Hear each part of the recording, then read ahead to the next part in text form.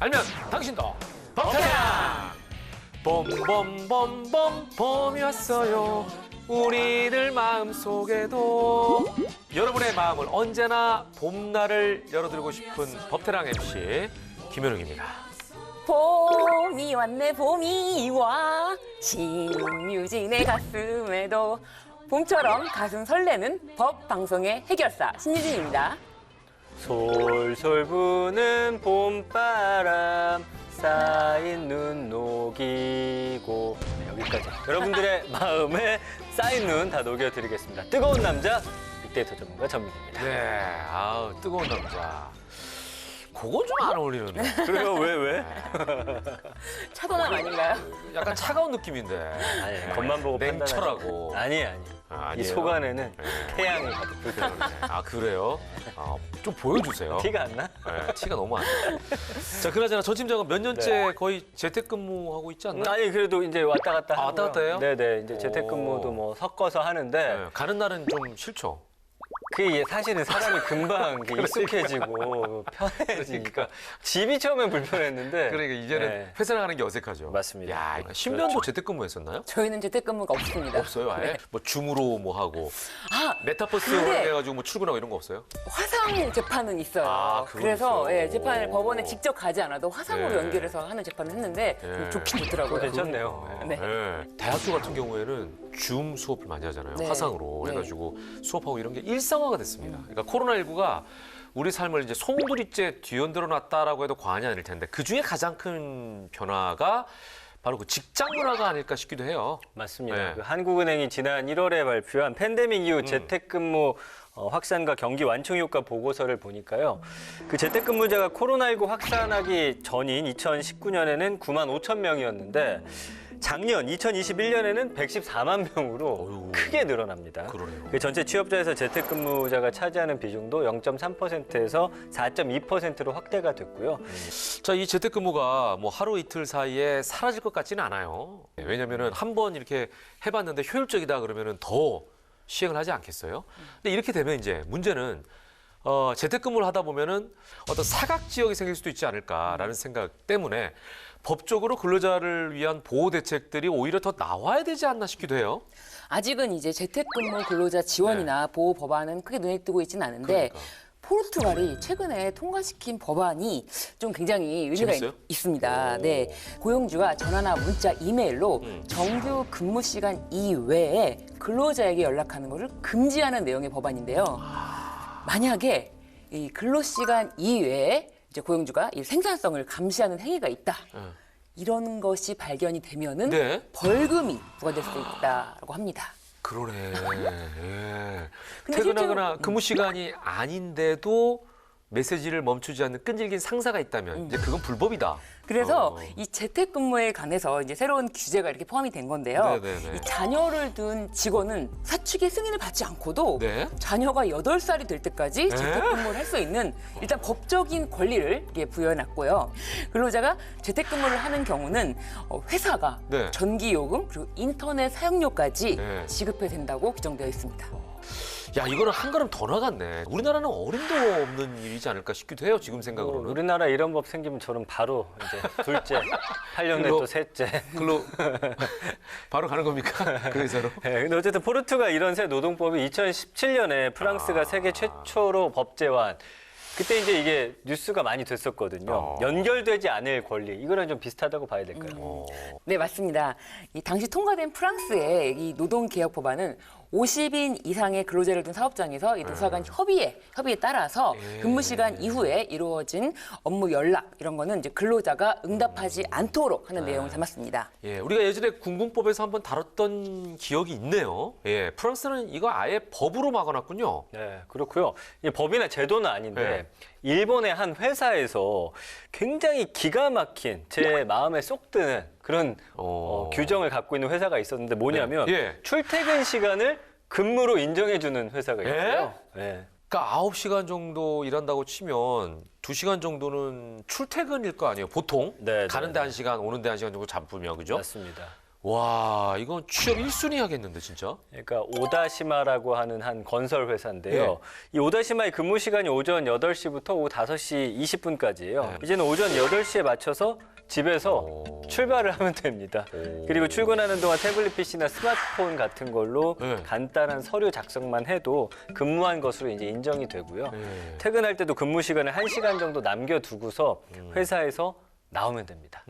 이건? 제가 이거 인터뷰 네. 또 봤는데 네. 요 직원이 인터뷰한 걸 봤는데 네. 직원이 오히려 근무 시간이 이제 회사에서 근무 시간이 짧아지기 때문에 네. 더 압축적으로 집약적으로 근무할 아, 수가 진짜? 있다라고 하는데 야. 사실 출퇴근 시간에도 무조건적으로 그냥 출퇴근 시간 모두 다 인정해 주는 게 아니고 출퇴근 네. 시간에도 간단하게 뭐 스마트폰이나 태블릿으로 업무 작성을 한다고 하더라고요. 오, 네. 야, 진짜 이런 경우는 집이 가까우면 좀 싫겠어요. 네. 근데 뭐 사실 회사 근무 시간을 먼 곳으로 이사 가야 맞아요, 맞아요. 가까운 손해라고 생각할 수도 또 있을 이런 텐데. 생각하는 분들이 분명히 있다. 네, 그래서 자, 회사 근무 시간을 줄이거나 혹은 재택근무하면 비효율적일 것 같잖아요. 네, 네. 근데 그렇지가 않아요. 지난 1월에 박병석 국회의장실과 YTN 공동 여론조사에 따르면요.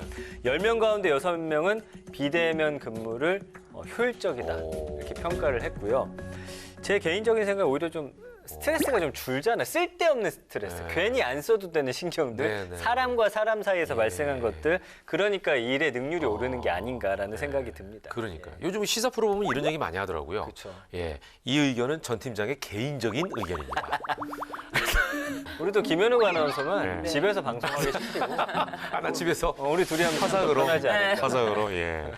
자, 어쨌든 시대가 변하고 있는 건 확실한 것 같습니다. 변화하는 세상에 우리의 법도 발을 맞춰야겠죠. 오늘의 법대랑 주제는 뭡니까? 네, 바로 근로자 이야기입니다. 근로자, 그 고귀한 자의 최소한의 권리, 바로 노동권익법입니다. 네. 자, 노동권익, 근로자가 존중받는 사회를 위한 법안인 거죠. 과연 어떤 분이 노동자의 권리를 높이기 위해 노력하고 계실지 모셔보도록 하겠습니다. 그분이 누구냐면요. 두두두두두두 바로 요분입니다.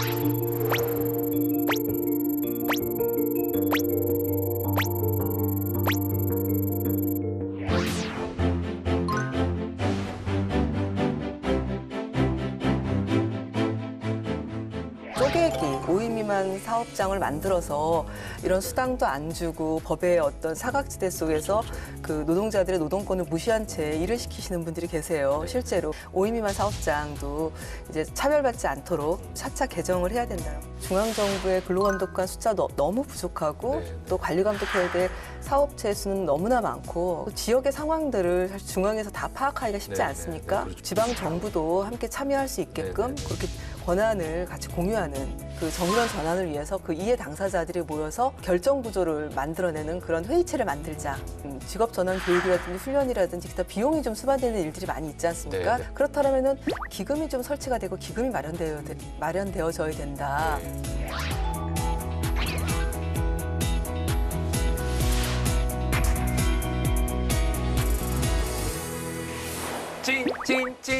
찐이야. 예, 진짜가 나타났다. 아, 노동자 대표 비례대표 이수진 의원 나오셨습니다. 어서 오십시오. 반갑습니다. 네, 안녕하세요. 네.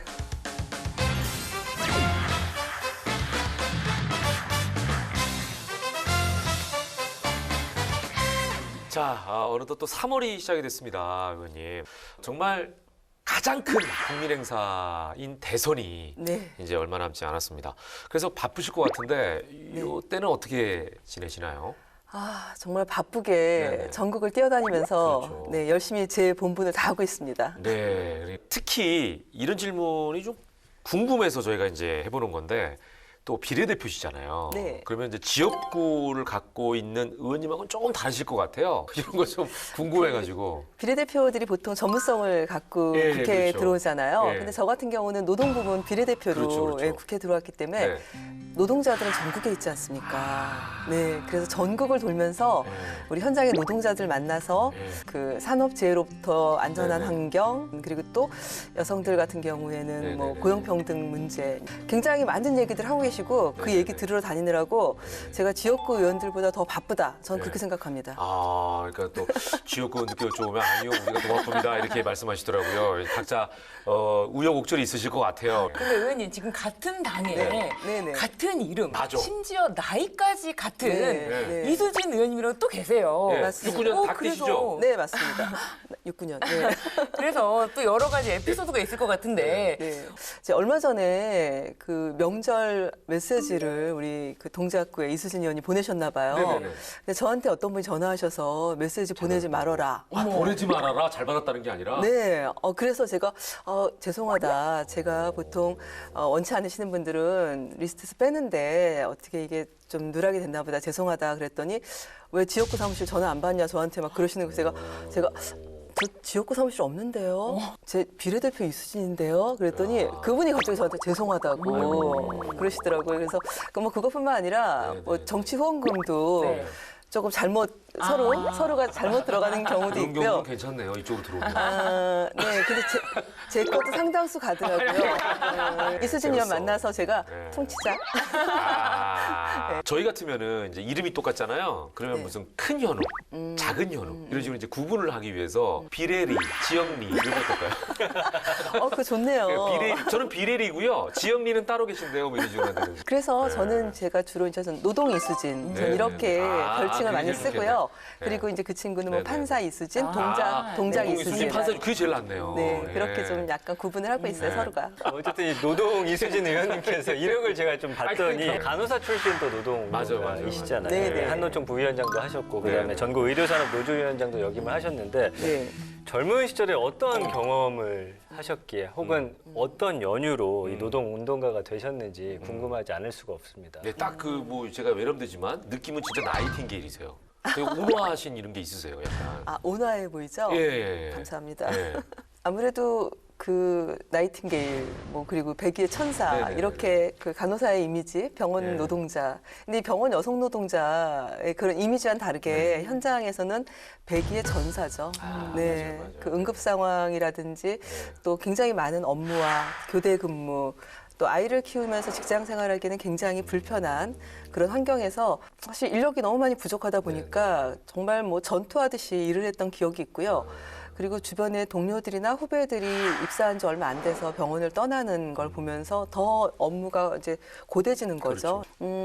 계속 이렇게 그냥 버티다가 그만두는 게 능사인가 이런 고민을 참 많이 하다가 근본적인 해결책이 안 되는 거죠. 그렇죠. 예. 예, 그래서 또 여성이 많다 보니까 분만휴가, 육아휴직, 뭐 기타 이제 병가도 많이 생기고 이제 이런 거에 어떤 유효 인력이 없다 보니까 굉장히 어렵게 일하고 그런 환경에 대한 불만을 사실은 뭔가 노동자 활동을 통해서 개선을 해보자 이제 그런 의미로 노조 활동을 시작했죠. 그러니까요. 안 그래도 뭐 최근에도 기사들이 많이 떴어요. 이 코로나 상황에서 너무 이 근로시간 자체가 오버가 되고 네. 또 계속 이제 환자가 발생하면은 그 환경에서 본인만 쉴 수가 없잖아요. 그러다 보니까 너무 격한 어떤 그 노동 강도 때문에 네. 그만두시는 간호사분들이 많다. 이제 이런 기사가 최근에도 떴던 걸로 저는 기억이 됩니다. 맞습니다. 예. 어쨌든 이제 그런 환경에서 좀 목소리를 내보자.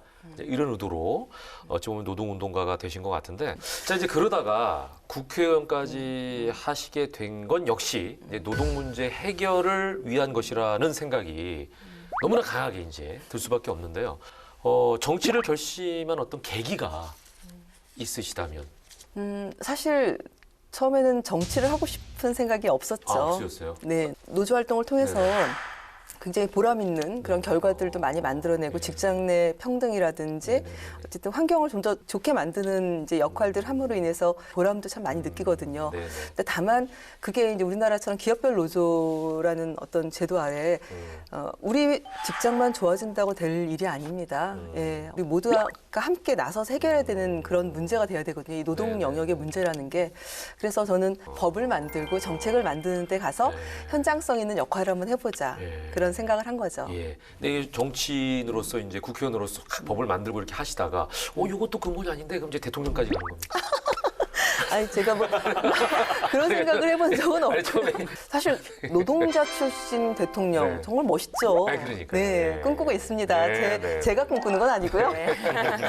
그 노동 운동의 시작은 의료 노동 문제였지만 네, 네, 네. 결국에는 이제 활동 범위를 넓혀가고 계신 것 같아요. 그렇죠. 가사 노동자 보호법이 통과됐을 때 좀 가장 뜻깊은 순간이 아니었나 싶은데 그 법이 통과됐을 때 이제 울었어요. 너무 기뻐서. 왜냐하면 그 과정이 정말 지난했습니다. 이제 초선의원으로서 이게 재정법이거든요. 굉장히 큰 법이고 지난 10년간 이 법을 통과시키려고 선배 의원님들이 참 많이 노력을 했는데 안 결국은 되죠. 안 됐어요. 예, 그런데 이제 더 늦추면 안 된다. 이제 그런 생각으로 한 8개월을 열심히 뛰었는데 네네. 그러다 보니까 가사노동자 분들도 만나서 만날 때마다 미안하죠. 그분들 국회 밖에 농성장도 차리시고 그 네. 추운데 그러셨거든요. 60대 이상의 네. 장년층 우리 어머니들이 사실은 많이 하셨죠. 예, 예. 용돈 벌려고 일하는 거 맞아요. 아닙니다. 먹고 살기 위해서 맞아요, 나와서 맞아요. 자신의 생계. 직업입니다. 네, 그런데 그렇게 그동안 노동자를 인정받지 못해서 사대보험도 가입이 안 되고 퇴직금은 물론이거니와 주 15시간 이상의 노동시간도 보장을 못 받았습니다. 그래서 이런 것들이 이제 법으로 다 보장받게 돼서 아주 뜻깊습니다. 그러니까요. 여기 나오신 그 의원님들 이렇게 뵈면 그 발의한 법안이 통과될 때 그렇게 성취감도 있으시고 좀 보람도 있고 이러신가 봐요. 그죠? 아, 어떻게 그럼요. 보면. 본회의에서 그게 딱 통과되는데 네. 제가 너무 기뻐가지고 네. 막 박수 쳤죠. 그 주변에 순간에. 한노 의원님들한테 같이 박수 쳐달라. 그런 순간이구나. 네. 예.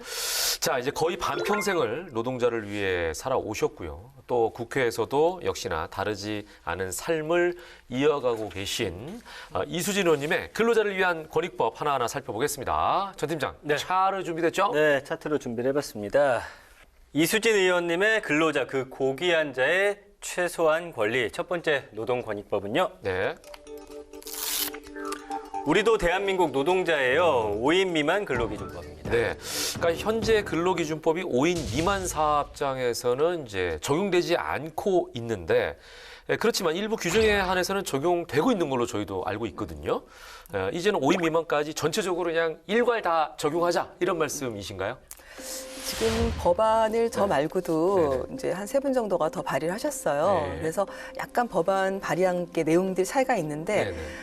사실 당연히 네. 문재인 정부 들어서서 전면 적용해야 되는 게 맞았습니다. 그러나 바로 또 코로나19라는 이 전대미문의 팬데믹 상황 속에서 우리 소상공인 자영업자분들이 사실 너무 힘들어 하시잖아요. 그래서 뭐 요만한 거 하나라도 사실 쓰러지기 일보 직전인 그분들한테는 매우 큰 부담일 수 있다. 그래서 근로기준법 안에서도 좀 비용이 수반되는 재정에 영향을 미치는 부분들은 조금 정부 재정 지원을 마련하고 그 이후에 진행을 하도록 하고 제가 낸 법안 같은 경우는 네. 예를 들면 그 직장 내 괴롭힘 같은 거 있잖아요. 그 법이 이 5인 미만 사업장은 해당이 안 돼요.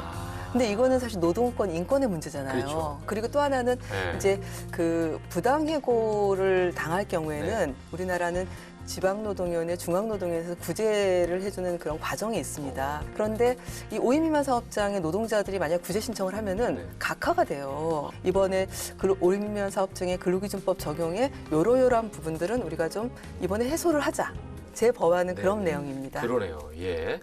자, 뭐 실제로 사실은 이제 이런 그 법안이 있으면 그걸 또 악용하는 사례들이 적지 않거든요. 이제 근로기준법을 피하려고 무늬만 5인 미만 사업장으로 위장하는 경우도 많다는 얘기를 들었는데 전 팀장, 노동자들이 직접 공동고발에 나선 지가 꽤 됐죠. 지금 2년이 넘었더라고요. 예. 그래서 1월 기준으로 보니까 그 고발 사업장이 총 114곳이 됩니다. 그 5인 미만 업장은 그 해고를 둘러싼 규정, 그리고 연차 유급 휴가, 휴업 수당, 휴게 시간, 연장 근로 제한, 이 근로기준법상 보호해서 배제하는 규정을 악용해서 사업장을 5인 미만인 것처럼 위장하는 그런 관행이 지속되고 있다고 합니다. 지금 현재 다수는 안 그렇지만 그 쪼개기 5인 미만 사업장을 만들어서 이런 수당도 안 주고 법의 어떤 사각지대 속에서 예, 그 노동자들의 노동권을 무시한 채 일을 시키시는 분들이 계세요. 실제로. 그러니까 악용하는 거죠. 그렇죠. 예. 제가 그래서 작년, 재작년 국감 때도 이 부분을 지적을 했습니다. 실제로는 사업체를 여기저기 몇 군데 만들어 놓고 부인이라든지 가족들이 다 이름으로 5인 미만으로 만들어서 사업체를 그렇게 만들어서 운영을 하고 있거든요. 실제로. 알고 보니 회식은 다 같이. 그렇죠. 예. 문제죠. 주소지도 뭐 같은데 층이 다른다든지 그렇죠, 뭐 그렇죠. 예. 이렇게 다 다양하게. 예. 근데 이제 아까 말씀해 주신 네. 것 중에 이제 비용이 안 들어가는 것부터라도 좀 하자 이렇게 말씀하셨는데 네네. 그게 좀 타당한 이유가 고용노동부의 그 4인 이하 사업장 실태조사 연구 영역 보고서를 보니까요. 네네. 주 40시간 근로시간 한도 연장 근로 규정 같은 거는 적용이 되더라도 무리가 없다. 다만 이제 연차휴가나 가산임금 지급같이 비용이 적결되는 규정에 대해서는 좀 부담스러워한다. 네, 이런 이제 결과가 나와 있습니다. 네네. 뭐 무리수를 둬서 확 한꺼번에 하자 이런 개념보다는 인간의 그 기본적인 권리를 찾아주는 것부터는 할 수 있지 않느냐.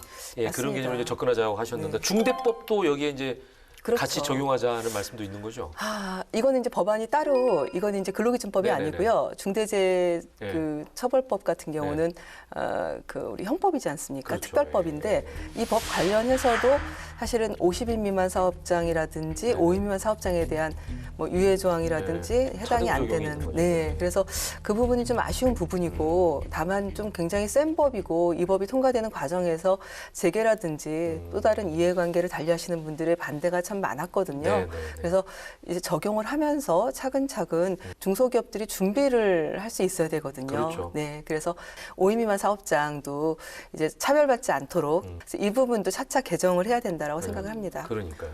자, 이제 계속해서 두 번째 법안 가보겠습니다. 네, 이수진 의원님의 네. 근로자 그 고귀한 자의 최소한의 권리 두 번째 노동권익법은요.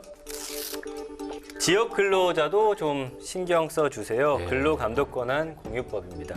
현재 근로감독관이 계속해서 그래도 늘고 있는 추세긴 하죠, 의원님. 그렇죠. 2018년도 2,472명에서 21년도에는 3,122명까지 늘어났습니다. 이제 지속적으로 늘고는 있지만 업무 수행이 주로 신고 사건을 처리하는 정도라서 사실은 사업장 대비 근로감독 실시 빈도가 좀 낮아요. 2019년도 기준 전체 사업체가 417만 개소인데요. 네네.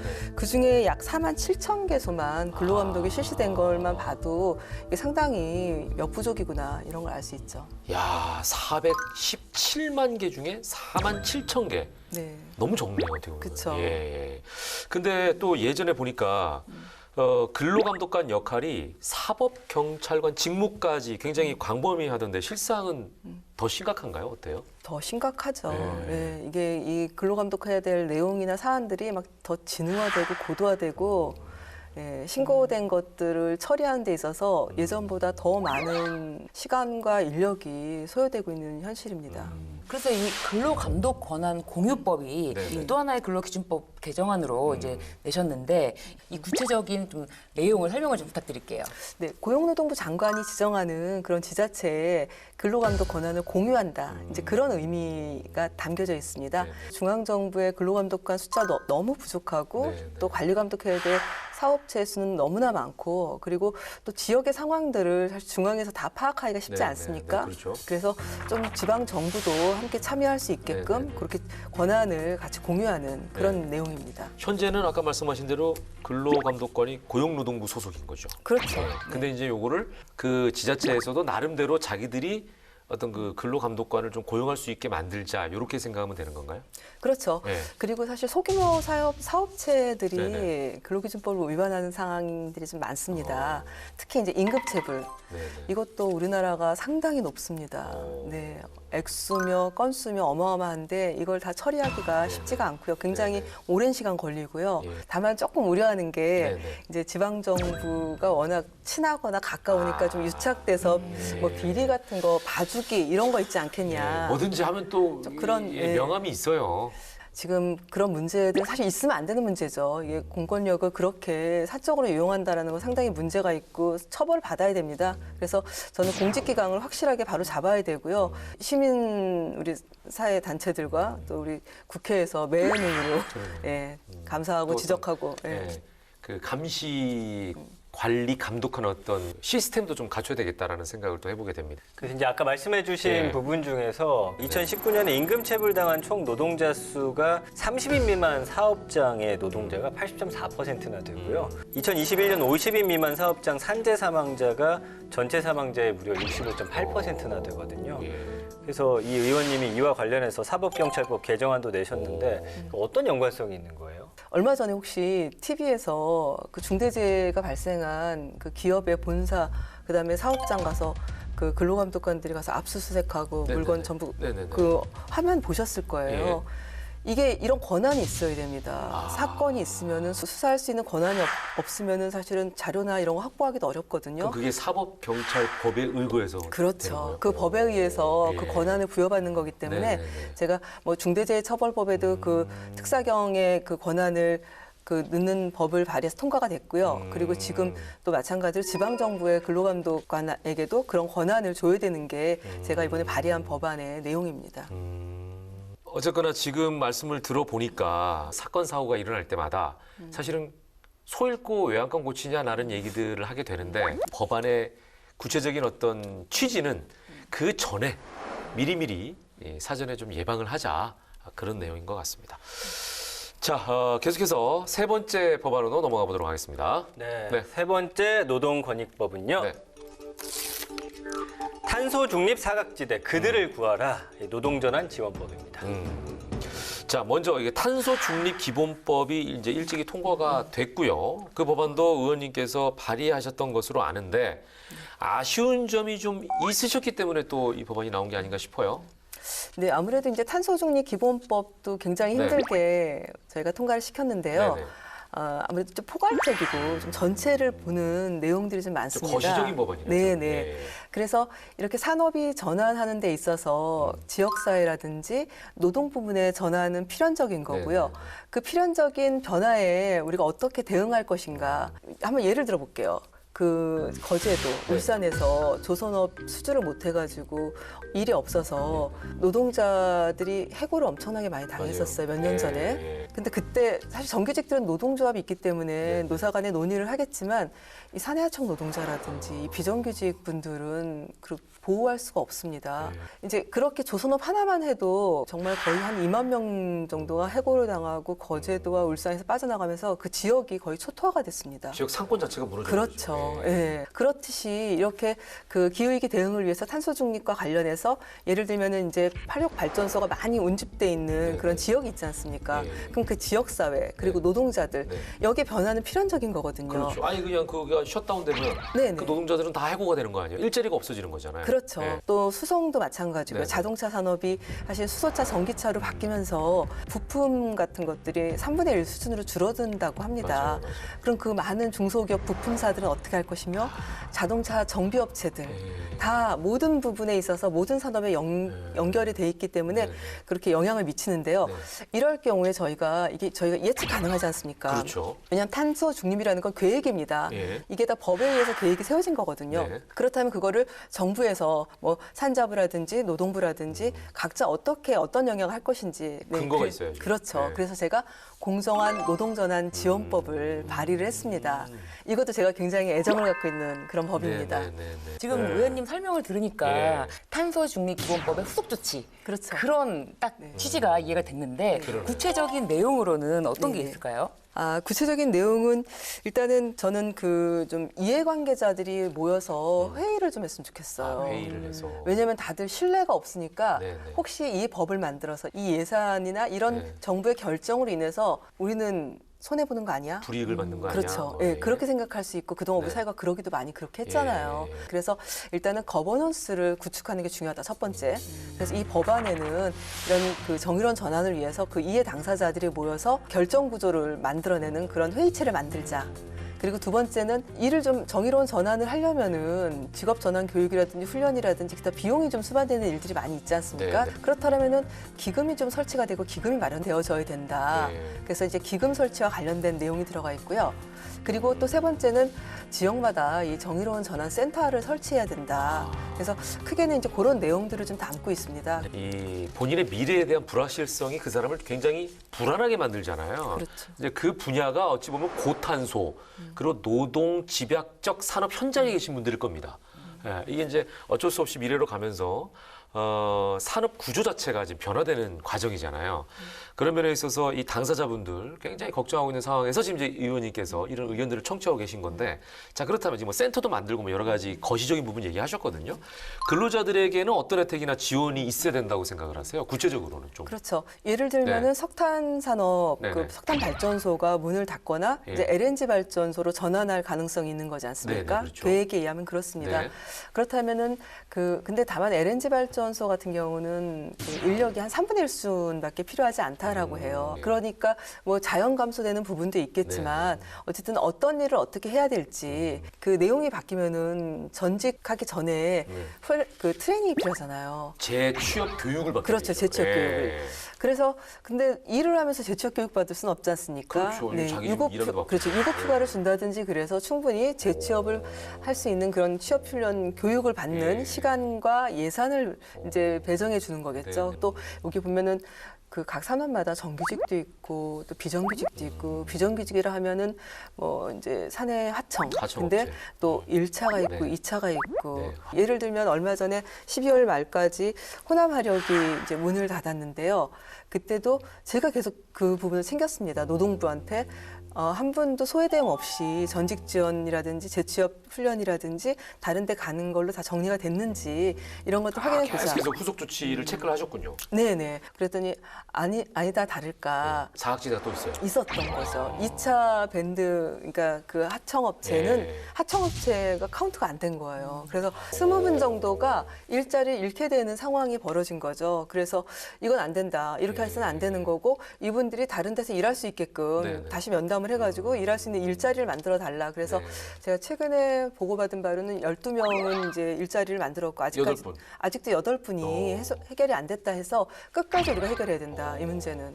그러니까 그분들이 진짜 말도 못하고 어디서 목소리도 못 내고 그냥 어떻게 보면 사라질 뻔했네요. 예. 그렇죠. 저는 그래서 이 비정규직들까지도 우리가 다 이렇게 소외됨 없이 네네. 챙겨봐야 된다고 생각합니다. 아유, 여기에 대한 뭐 조사가 있죠. 네, 그러니까 사실은 그럴 것 같아요. 이제 기술 발전하면서 미래에 없어질 직업으로 지목돼도 굉장히 불안한데 네. 이거는 사실 눈앞에서 조만간 사라질 거라는 그런 불안감 때문에 네. 실태조사 중요하다고 말씀해 주셨잖아요. 실제로 작년에 조사된 석탄화력발전소 폐쇄에 따른 비정규직 고용 불안 실태조사 결과를 보니까 네. 이 비정규직 노동자 76%가 고용 불안을 느끼고 있다라고 대답을 했으니까 네. 교육을 통해서 네. 다른 일자리로 또 이제 창출해 주던 뭐 이런 좀 안전 장치가 확실히 좀 필요하지 않을까라는 강력한 생각을 해봅니다. 자, 뭐 말씀을 듣고 보니까 어찌 보면은 이제 이 전체적인 이 사회 구조상 또 산업 구조상 변할 수밖에 없는 현실에서 예상이 가능한 일이기 때문에 거기에 대한 조치들을 쭉 해나가야 될 필요성이 있다. 그런 차원에서 좀 팔로우하고 계신 것 같습니다. 그 우리가 그 다툼이 있을 때 가장 많이 하는 얘기가 법대로 하잖아요. 그렇죠? 그러니까 그렇죠. 근데 이제 법에 딱 근거가 있으면 있는데 이렇게 얘기할 수 있으니까 이제 그런 부분 어떤 기본적인 장치를 마련하는 부분에 굉장히 신경을 많이 쓰고 계신 것 같습니다. 네. 예. 자, 오늘 이수진 의원님과 함께 노동권익법에 대한 3가지 법안 살펴봤습니다. 근데 지금 저희가 이제 말씀 나누면서 네. 느꼈지만 말씀을 굉장히 유려하게 잘하시고 네. 막힘이 없으시고 또 근데 성격도 굉장히 적극적이신 것 같아요. 근데 네. 보니까 학창 시절 때부터 튀는 학생이셨다 그러네요. 학창 시절 때 굉장히 여려 학생이셨다. 네. 그래서 막 뭐 학창 시절 때 의원 단장도 하시고 네. 연극부 회장도 하시고 세상에, 오락부장도 굉장히 하시고. 열정적이셨다고 하는데 네. 네. 제가 워낙에 네. 성격이 네. 그 적극적입니다. 오. 명랑한 쾌활 소녀였었고요. 학창 시절에는 그래서 우리 수업 시간에도 선생님한테 수업이 좀 하기 싫어서 네네. 이제 오락 시간을 갖고 싶어서 아, 예, 갑자기 수업하다가. 네 제가 손듭니다. 소리 들려. 네, 선생님. 이수진 왜? 네, 저 노래 한 곡 하겠습니다. 갑자기 뜬금없이 수업하다가. 이야, 대단하시네. 대단한 능력입니다. 자, 뭐 성격이 그때부터 남다르셨고, 그 성격 그대로 어찌 보면은 현장에 찾아가서 적극적으로 또 네. 의견을 들으시는 것 같아요. 네, 아니 네. 의원님 아무리 그래도 전문 분야 이야기를 좀 빼놓을 수가 네, 없는데 네, 네. 지금 코로나 상황이다 보니까 뭐 의료나 보건 노동자들도 몇 년째 지금 고통스러운 시간을 보내고 있지 않습니까? 그래서 이 분야에 대해서도 의원님께서 준비하시고 계시는 법안이 있다고 하는데 어떠신가요? 사실 제 가슴 한쪽에 아픈 손가락이죠. 예, 우리 보건의료 노동자들 너무 고생 많이 하는데 제가 환경노동연에 있다 보니까 더 적극적으로 법안 발의나 이제 이런 것들이 좀 부족해서 좀 안타까운데 그래도 제가 그 보건의료 인력 지원법이라는 게 있습니다. 한 3년 전에 만들어진 법인데요. 근데 그 법안 제가 개정안으로 해가지고 내가 가만 보니까 그 보건의료 인력들이 여성들이 많고 여성들이 많다 보면 당연히 분만휴가, 육아휴직, 그다음에 교육훈련 시간이 필요하잖아요. 네네. 폐렴이나 이런 것 때문에 사실은 또 간호사들 이제 유명을 달리하신 분도 계시고 굉장히 안타까운 사연들이 있지 않습니까? 네. 그래서 충분히 그런 시간을 휴게 시간을 보장한다든지 이런 시간을 보장하는 거를 제가 모성 정원제가 필요하다. 그렇게 해서 좀 모성 정원제 인력을 정규 인력으로 따로 두자. 네. 거기는 필연적으로 발생하기 때문에 네. 그 인력을 유효 인력을 둬야 된다. 이 법은 이미 발의를 했는데 아직 다뤄지고 있지 않고요. 그리고 이제 또 하나는 그 보건의료 종합계획 수립할 때 적정 보수에 대한 내용이 없어요. 그러니까 중소병원이라든지 지방병원들 같은 경우 임금 수준이나 근로조건이나 너무 열악하니까 예. 사실은 서울로 많이 오세요. 그렇죠. 그만두고. 몰릴 수밖에 없죠. 네. 그래서 이게 적정 보수 수준을 좀 실태 조사할 때 좀 조사를 하고 전국에 어디에 계셔도 적정 보수를 받을 수 있게 한다라면은 이제 좀 원활하게 이 인력 수급을 할 수 있을 것이다. 그래서 그 내용을 담는 법안을 그러네요. 발의. 저는 이제 말씀을 듣다 보니까 네. 발상의 전환을 해서 네네. 지역은 오히려 보수를 더 높게 주면 그렇죠. 지역으로 가지 않을까 이런 생각도 드는데. 바로 그겁니다. 그러면 이게 네. 그 인구 분산 효과도 있잖아요. 네. 이게 공공성이 강한 영역이잖아요. 병원 산업이라는 예, 게. 그럴 수 있겠네 지금 네, 말씀 듣고 네. 보니까. 자, 지금 뭐 밖으로 표출이 안 돼서 그렇죠. 의료 현장은 얼마나 힘들겠습니까? 예, 국회가 좀 세심히 살펴야 될 부분이 아닌가 이런 생각을 거듭하게 됩니다. 자, 그나저나 의원님 그 비례대표 후보 출마 선언 때 보니까요. 현수막 문구에 심상정을 이기겠습니다 이렇게 돼 있더라고요. 예. 혹시 라이벌이세요? 어떻게 이런 문구를 쓰게 되셨는지? 심상정 우리 후보님은 제가 네. 존경하는 분이죠. 네. 네. 노동계 후배로서 존경하는 분이고 네네. 사실 제가 그때 그 캐치프레이즈를 그렇게 썼던 이유는 네네. 우리 민주당이 약간 노동 정책이 좀 부족하다 이런 좀 시각들이 좀 있으세요. 노동계나 이제 시민사회 단체들 쪽에서. 네네네. 그래서 제가 들어감으로 인해서 우리 민주당이 예. 정의당보다도 예. 또 훨씬 더 관심을 갖겠다. 네, 이런 훨씬 나은 노동 정책과 역할들을 보여드리겠다라는 네네. 의지를 담은 거였습니다. 그러니까요. 제가 처음에 이 방송 시작할 때 그다음에 대통령인가요? 그런 농담을 했는데 이 문구를 보고 진짜 하셨나? 저는 예. 더 잘하겠다는 의미였습니다. 그러니까 예. 자, 오늘 뭐 나오셔서 너무 감사를 드리고요. 마지막으로 어떤 특별한 의정 활동 계획을 갖고 계신지 그리고 마지막 각오까지 좀 여쭤보도록 하겠습니다. 네, 이제 그 국회 활동 이제 3년 차로 이제 접어드는 해인데요. 네. 지난 2년 좀 자충우돌하고 부족했던 점도 많지 않았을까 그렇게 생각을 합니다. 새벽부터 밤늦게까지 뛰어다니면서 시민들의 삶을 나아지게 하기 위한 상임위 활동은 물론이거니와 정치가 현장을 모른다라는 소리 굉장히 참 많이 들었는데요. 그러지 않기 위해서 열심히 뛰어다녔습니다. 코로나19 상황에 많은 분들이 힘들어하고 어려워하고 계십니다. 그러나 저는 우리 국민들께서 보여주셨던 그 헌신과 그 열정 이런 것들 때문에 여기까지 왔다고 생각을 하고요. 그 마음 잊지 않고 국회에서 그리고 또 우리 시민들과 함께 최선을 다해서 역할을 하겠다라는 그리고 늘 힘들고 어려운 사람 곁에 서겠다라는 그 약속 잊지 않고 국회 입법 노동자로서 잘 역할을 하도록 하겠습니다. 응원해 주십시오. 고맙습니다. 네, 아유 또 마지막에 또 입법 노동자라는 표현을 쓰셨어요. 예. 자, 앞으로도 우리 노동자가 존중받는 세상에 한 걸음 더 다가갈 수 있도록 이수진 의원님께서 더 노력해 주시길 바라겠습니다. 오늘 귀한 시간 내주셔서 고맙습니다. 네, 고맙습니다.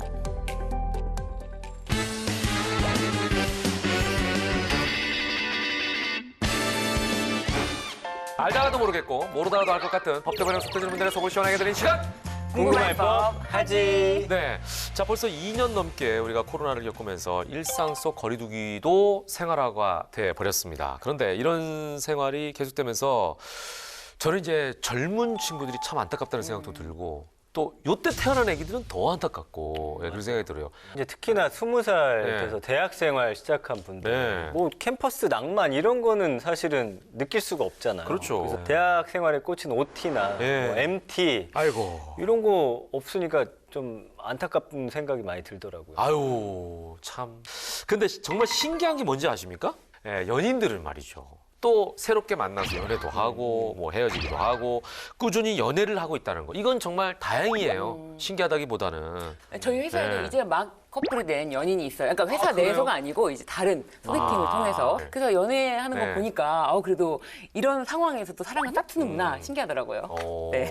연애했던 기억들도 우리가 아주 가물가물해가지고 네. 그때 얘기는 참 추억으로 그렇죠. 좀 네. 담아둬야겠네요. 네. 예. 자, 동서고금을 막론하고 연인들의 만남과 헤어짐은 참 다양한 원인과 이유가 있기 마련인데 오늘의 사연 역시 이별을 앞둔 연인의 이야기라고 합니다. 자, 어떤 사연일지 궁금하시죠? 바로 출발! 자기야, 이번 주말에 청첩장 업체도 가고 웨딩드레스 투어도 가야 되는데 시간 되지? 우리 헤어지자. 뭐야? 헤어지자고. 아무리 생각해도 너와의 결혼 생활이 내 머릿속에서 그려지지가 않아. 우리 결혼은 그냥 없었던 일로 하자. 아니 이게 무슨 100% 뜯어먹는 소리야? 아니 상견례까지 다 하고 6개월 후에 우리 결혼인데 이게 말이 되는 소리야? 너를 사랑하기 때문에 내가 진짜 이쯤에서 놓아주고 싶다. 부디 좋은 남자 만나. 깨떡. 신감아, 이 사진 속 남자 네 남친 아니야? 어제 어떤 여자랑 호텔 들어가는 거 내가 사진 찍었어. 뭐라고? 결혼 생활이 그려지지 않아? 뭐 사랑하게 헤어져? 아니 딴 여자랑 호텔까지 갔으면서 어떻게 그런 거짓말이 술술 잘도 나오지 이 뻔뻔한 자식. 그걸 어떻게? 그래. 이왕 이렇게 된 거 어쩔 수 없지. 나 다른 여자 생겼거든. 우리 파혼하고 그냥 각자의 길로 가자고. 뭐 파혼? 네가 양심이라도 있니? 결혼을 약속한 남자친구의 바람으로 파혼 위기에 놓인 배신감 씨. 그런데 이런 그녀에게 예상치 못한 일이 일어났습니다. 나 싫다고 바람난 자식 나도 싫다. 그래 헤어진다. 헤어져. 잠깐 오늘 며칠이지? 이상하다. 어머 두 줄. 나 어떡해. 임신한 거야? 신감 씨는 파혼을 결심했지만 뒤늦게 임신한 사실을 알게 되고 결국 남자친구 태량의 마음을 되돌리기로 합니다. 자기 바람핀 거 내가 용서해 줄게. 우리 예정대로 결혼하자. 아니 결혼해야겠어. 뭐? 결혼? 왜 그래? 자기야, 살아보니까 옛말 틀린 거 하나도 없더라. 사랑은 움직이는 거더라고. 벌써 움직여버린 내 사랑을 자기가 그냥 인정할 수는 없겠니? 나 임신했다고. 아기가 생긴 이상 난 무슨 일이 있어도 결혼해야겠어. 네 애잖아. 임신? 이런 편이 있나? 아니야. 그렇다고 마음에도 없는 결혼을 애 때문에 할 수는 없지. 결혼하고 말고는 내 맘이야, 내 맘. 아니 뱃속에 아기가 생겼는데 그래도 결혼을 못하겠다고? 무슨 수를 써서라도 결혼식장 꼭 들어오게 할 거야. 야, 이거 기가 막힌 사연이 왔네요, 오늘. 그러니까요. 근데 이 모든 문제의 원인은 결혼을 약속한 여자친구를 두고 바람핀 남자 아니겠습니까? 그렇죠. 바람까지 아. 폈는데 남자친구가 또 이별 통보까지 했어요. 이 상황에서 임신 사실까지 알게 됐으니까 사연 속 여자분 심정이 너무 안타깝네요, 진짜. 아니, 법태랑 이게 하다 보면 네. 어떻게 이런 일들이 있나 싶은 일들이 실제로 벌어지고 있잖아요. 네. 이게 뭐라고 말씀드려야 될지. 네, 파혼을 결심한 시점에 임신 사실을 알게 됐다. 그러니까 이거 오늘 너무 고민이 많을 너무 것 드라마틱하다. 네. 이건 진짜 누가 봐도 남자분이 잘못한 건 맞는데 네. 근데도 불구하고 사실은 싫다는 사람을 이거 법적으로 결혼까지 강요할 수는 없지 않을까 싶은데 이 결혼은 서로 합의된 상태에서 해야 되는 거잖아요. 네, 맞습니다. 네. 합의된 상태에서 결혼을 해야지 네. 일방적으로 강요할 수는 없잖아요. 그러니까, 예. 그래서 누구랑 혼인할지 말지 이런 거를 결정할 수 있는 자유가 우리는 이제 혼인 결정, 자기 의사 결정권 이렇게 말을 하는데 네. 최근에 한 판례 중에 네. 실제로 이런 일이 있었어요. 뭐예요? 애인에게 네. 5년 내에 결혼하지 않으면 네. 2억 원을 주겠다라고 약속을 했어요. 근데 약속을 이행하지가 않은 거죠. 그래서 약속을 이행하라라고 약정금 청구 소송을 법원에 냈는데 네. 법원에서 보니까 네. 결혼을 할지 말지에 대한 네. 이런 자유를 네. 제한하는 약정을 했네. 네. 아 그렇다면은 이 약정은 혼인의 자유를 침해하는 법률행위다. 그래서 선량한 풍속 기타 사회 질서에 위반하는 내용이다라고 해서 이 법률행위는 무효다. 민법 103조 위반으로 약정금 청구를 기각시켰습니다. 아, 그런 분들도 계세요. 야, 내가 너랑 언제까지 결혼 안 하면 내 집 줄게. 제가 그게 다 무효네. 제가 봤을 때는 집을 먼저 받으면 돼요. 받으면 돼요. 먼저 줄 사람이 없지. 네. 근데 어쨌든 누구든 결혼을 강제할 수 없다는 내용을 좀 확실히 증명한 판례가 아니었나 싶고. 근데 이 태랑 씨는 어쨌든 결혼할 지금 의사가 없잖아요. 그렇죠. 네, 파혼을 해야 되는 건데. 네. 결혼 6개월이면 남겨뒀으면 사실상 준비가 굉장히 많이 좀 진척돼 당한 거죠, 있을 당한 거거든요. 거죠. 그 비용도 좀 만만치가 않을 거예요. 그렇죠. 아니 약속을 했기 때문에 네. 왜냐면 청첩장을 이제 미리 찍는 분들은 네. 이때 찍은 분들도 계실 거고 네. 결혼식장 예약했을 거고 계약금 냈을 이것저것 예를 들면은 뭐 혼수 장만도 했을 거고 뭐 여러 가지 글이 있을 텐데 혹시 이 비용은 남자에게 받아낼 수가 있나요? 둘 사이의 관계를 먼저 살짝 설명해 드려야 되는데요. 이 둘 사이의 관계가 법률 관계라 해야 되는데 네. 혼인을 약속하는 합의. 네. 이게 완전한 합의를 했다면 이 상태부터는 약혼 관계가 됩니다. 그래서 법률 관계가 되기 때문에 약혼부터가 법률 관계예요? 네, 그렇습니다. 그렇기 때문에 민법 806조에 네. 약혼 파기에 따른 손해배상 청구를 할 수가 있는데요. 이 손해배상 청구의 범위는 이 상견례 비용이라든지 네네. 웨딩 촬영, 뭐 예식장, 뭐 예약금 이런 경우가 있는데요. 재산상 손해 외에도 이 정신적인 손해배상 청구라고 해서 위자료 청구도 충분히 가능합니다. 네, 네, 네. 그런데 주의하실 점은 네. 만약에 내가 이제 신혼집에 가서 써야지라고 네. 미리 새로운 뭐 물건을 사놨어요. 가전제품 사놨어요. 네. 네. 이런 거는 손해라고 보지를 않습니다. 왜냐하면 물건의 소유권이 그대로 나한테 기록되어 있기 때문에 아이고. 아직 이 물건에 대해서 손해가 발생하지 않았다라고 해서 손해배상 이건 범위에 좀 포함되지가 않습니다. 애매하네. 네. 그러면 어쨌든 이게 네. 사서 뜯지 않았다고 하더라도 네. 바로 중고되니까 가격도 그렇죠. 떨어지고 좀 손해가 이만저만 아닐 텐데 네.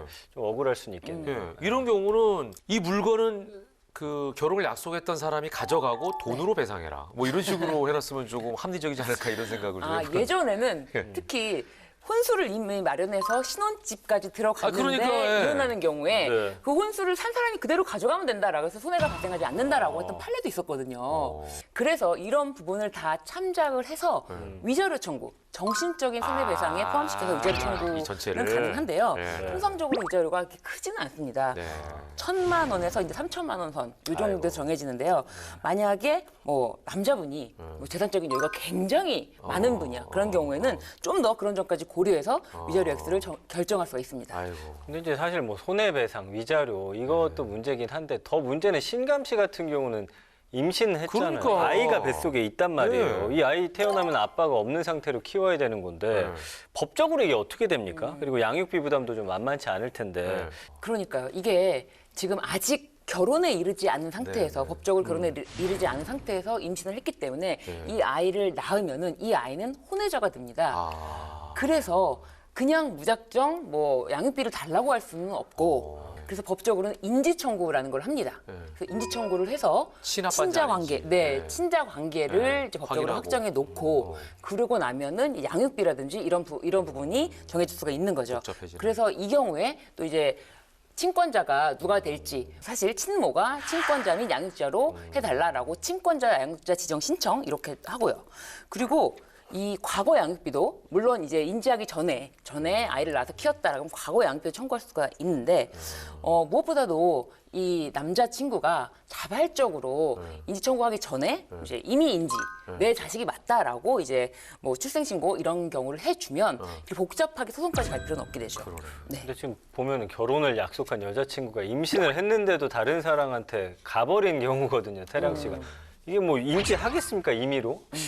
제가 봤을 때는 태랑 씨 100% 직접 인지 안 할 것 같은데. 그렇죠. 자기한테 불리한 상황인데. 예. 그렇게 되면 지금 최선은 아이를 낳고 양육비를 받아야 되는 거예요? 이게 참 최선이라고 말씀을 드리긴 못하지만 결혼을 강제할 수가 없으니까 또 임신한 아이에 대해서 그 사연자분이 어쨌든 이제 자녀를 양육하겠다라는 마음으로 자녀를 낳으면은 뭐 친권자 양육자 지정 신청을 하고 또 인지 청구를 해서 양육비를 받을 수밖에 없죠. 네. 아, 참 어쨌거나 이런 일이 안 생겼으면 좋겠네요. 예. 아까 뭐 태령 씨가 이런 말을 하긴 했어요. 사랑은 움직이는 거다. 그래도 참 이 책임져야 될 부분에 대해서는 좀 책임을 질 수 있는 상황이 됐으면 좋겠다라는 생각도 드네요. 자, 이렇게 해서 군군법까지 오늘도 열심히 달려봤습니다. 아, 참. 얼마 전에 보니까요. 청년들을 위한 희망적금이 출시된다고 하던데 맞나요? 네, 맞습니다. 이 청년층의 그 자산 형성을 지원하는 청년 희망적금이 출시가 됐고요. 해당 적금 상품은 매월 50만 원 한도 내에서 자유롭게 납입할 수 있는 상품입니다. 그래서 만기는 2년인데 만기까지 납입하는 경우에 시중 이자에 더해서 저축 장려금을 추가로 지원받을 수 있는 특징이 있고요. 저축 장려금 1년차 납입 금액의 2%, 2년차 납입액의 4%만큼 지원이 되거든요.